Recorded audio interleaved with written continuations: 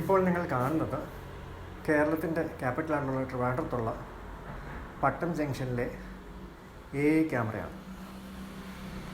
Traffic violation കുറയ്ക്കാൻ വേണ്ടിയാണ് AI camera provide ചെയ്തിരിക്കുന്നതെന്നുണ്ടെങ്കിലും ഇവിടെ പ്രോപ്പറായിട്ടുള്ള വർക്കിംഗ് ആയിട്ടുള്ള കളേർഡ് ആയിട്ടുള്ള അല്ലെങ്കിൽ വിസിബിൾ ആയിട്ടുള്ള ടൈമർ ഇല്ല.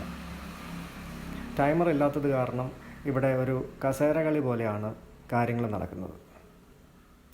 ഇപ്പോൾ ഒരു വാഹനം വരുവാണെന്നുണ്ടെങ്കിൽ ആ വാഹനത്തിന് എപ്പോഴാണ് കടന്നു പോകേണ്ടതെന്നും എപ്പോഴാണ് നിർത്തേണ്ടതെന്നും മനസ്സിലാക്കാൻ പറ്റാത്തൊരു സാഹചര്യത്തിലാണ് ഇവിടുത്തെ ട്രാഫിക് സിഗ്നൽ പ്ലാൻ ചെയ്തിരിക്കുന്നത്.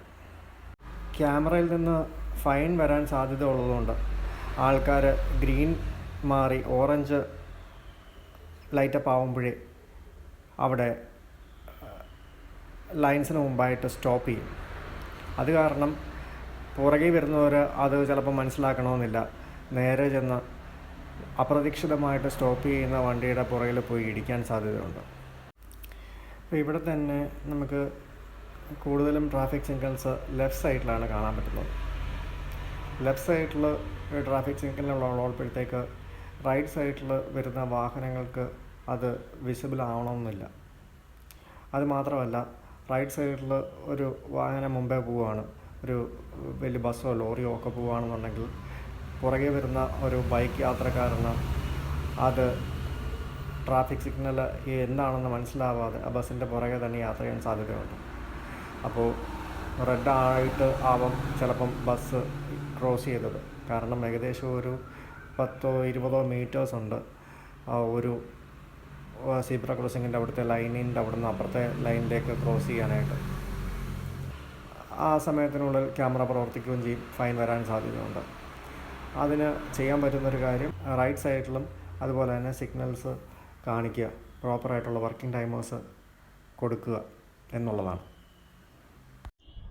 പ്രോപ്പറായിട്ടുള്ള വർക്കിംഗ് ടൈമർ എന്ന് പറയുമ്പോഴത്തേക്ക് ആ ട്രാഫിക് സിഗ്നൽ ഏതാണോ അതിനനുസരിച്ച് ഉള്ള കളേർഡായിട്ടുള്ള ഒരു ടൈമറാണ് നമുക്ക് വേണ്ടത്.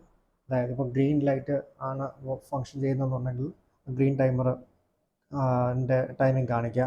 അതുപോലെ തന്നെ ഓറഞ്ചിലേക്ക് വരുമ്പം അല്ലെങ്കിൽ ആംബറിലേക്ക് വരുമ്പോഴത്തേക്ക് അതിൻ്റെ ടൈമിംഗ് കാണിക്കുക. അത് ബേസ്ഡ് അപ്പോൺ ദ ഡിസ്റ്റൻസ് ആയിരിക്കണം. അതായത് ആ ജംഗ്ഷൻ ക്രോസ് ചെയ്യാൻ എടുക്കുന്ന സമയം, ഇപ്പുറത്തുനിന്ന് അപ്പുറം വരെ പോകാനുള്ള സമയത്തിനനുസരിച്ച് നോക്കിയിട്ട് വേണം ആ ഓറഞ്ച് ലൈറ്റിൻ്റെ ടൈമർ കൊടുക്കാൻ. എന്നിട്ട് വേണം റെഡിൻ്റെ കൊടുക്കാനായിട്ട്. അതുപോലെ പെഡസ്ട്രിയൻസിന് വേണ്ടിയും പ്രോപ്പറായിട്ടുള്ള ടൈമർ കാണിക്കുക, വർക്കിംഗ് ആയിട്ടുള്ള ടൈമർ കാണിക്കുക. ഗ്രീൻ ആണെങ്കിൽ ആ ഗ്രീൻ എത്ര സമയം കാണും, റെഡ് ആണെന്നുണ്ടെങ്കിൽ റെഡ് എത്ര സമയം കാണും, അത് മനസ്സിലാക്കുന്ന രീതിയിലുള്ള ടൈമർ പെഡസ്ട്രിയൻസിനും കൊടുക്കുക. എന്നിട്ട് ആൾക്കാരെ പ്രോപ്പറായിട്ട് എഡ്യൂക്കേറ്റ് ചെയ്യുക എന്നുള്ളതേ ഉള്ളൂ. ഇപ്പോൾ സീബ്ര ക്രോസിംഗ് കൂടെ മാത്രമേ ക്രോസ് ചെയ്യാൻ പാടുള്ളൂ എന്ന് എഡ്യൂക്കേറ്റ് ചെയ്യാം. പിന്നെ അതുപോലെ റോഡിലെ ലൈൻസ്, മാർക്കിങ്സ്, അങ്ങനത്തെ കാര്യങ്ങളെല്ലാം പ്രോപ്പറായിട്ട് വിസിബിൾ ആവുന്ന രീതിയിലായിരിക്കണം. പിന്നെ അതുപോലെ റിഫ്ലക്റ്റേഴ്സ്, സീബ്ര ക്രോസിങ്ങിലെല്ലാം രണ്ട് സൈഡിലും റിഫ്ലക്റ്റേഴ്സ് കൊടുക്കാൻ പറ്റുമെന്നുണ്ടെങ്കിൽ അത് ഏറ്റവും നല്ലതായിരിക്കും. കാരണം ദൂരെ നിന്ന് വരുമ്പോഴേ അറിയാൻ പറ്റും എവിടെയാണ് സീബ്ര ക്രോസിങ്. ഇതിപ്പം ജംഗ്ഷനിലെ കാര്യമല്ല, കോമൺ ആയിട്ടുള്ള റെഗുലർ റോഡിലെ കാര്യമാണെന്നുണ്ടെങ്കിലും ആൾക്കാർ എപ്പോൾ ക്രോസ് ചെയ്യുമെന്നൊന്നും നമുക്ക് അറിയാൻ പറ്റത്തില്ല. പ്രോപ്പറായിട്ടുള്ള റിഫ്ലക്റ്റർ ഉണ്ടെങ്കിൽ അത് കുറച്ചും കൂടെ അത് ഐഡൻറ്റിഫൈ ചെയ്യാനായിട്ട് എളുപ്പമായിരിക്കും. പിന്നെ അതുപോലെ ഫ്രീ ലെഫ്റ്റ് എവിടെയൊക്കെ ഉണ്ടെന്നും അത് പ്രോപ്പറായിട്ട് മെൻഷൻ ചെയ്യുക. ഫ്രീ ലെഫ്റ്റ് അല്ല എന്നുണ്ടെങ്കിൽ അത് പ്രോപ്പറായിട്ട് മെൻഷൻ ചെയ്യുക. അതുപോലെ റൈറ്റ് ടേൺ അനുവദനീയമാണോ ഇല്ലയോ എന്നുള്ളത് പ്രോപ്പറായിട്ട് മെൻഷൻ ചെയ്യുക. അതിനൊക്കെ ഓരോ ടൈമറും കാര്യങ്ങളും എല്ലാം കൊടുക്കുക. പിന്നെ ഈ വിസിബിൾ ആയിട്ടുള്ള ടൈമറും അതുപോലെ തന്നെ സിഗ്നലും ഒക്കെ വേണമെന്ന് പറയുന്നത് പ്രോപ്പറായിട്ട് എല്ലാ ഭാഗത്തു നിന്നും കാണാൻ പറ്റണം.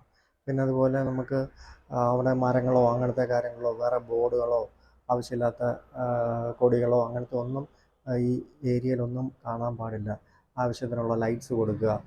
ആവശ്യമില്ലാത്തടത്ത് ലൈറ്റ്സും ഡിസ്പ്ലേ ബോർഡ്സും അങ്ങനത്തെ കാര്യങ്ങളൊക്കെ റോഡ് ഡ്രൈവിങ്ങിനെ ബുദ്ധിമുട്ടാക്കുന്ന രീതിയിലുള്ള എന്തൊക്കെ തന്നെ റോഡിലുണ്ടെങ്കിലും അത് റോഡ് സൈഡിലുണ്ടെങ്കിലും അത് കംപ്ലീറ്റ് ആയിട്ട് മാറ്റുക. പിന്നെ അതുപോലെ പാർക്കിങ് പെയ്ഡ് ആയിട്ടുള്ളതും ഫ്രീ ആയിട്ടുള്ളതും ഒക്കെ കറക്റ്റ് സ്ഥലങ്ങളിൽ കൊടുക്കുക. അതാത് സ്ഥലങ്ങളിൽ മാത്രം കൊടുക്കുക. അത് റോഡ് ഡ്രൈവിങ്ങിൻ്റെയോ ട്രാഫിക്കിനെയോ യാതൊരു തരത്തിലും ബാധിക്കുന്ന രീതിയിൽ ആവരുത്.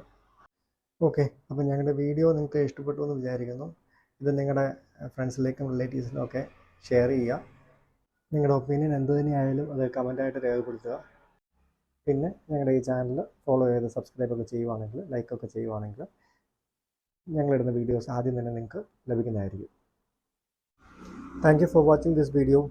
See you soon. Take care. Bye.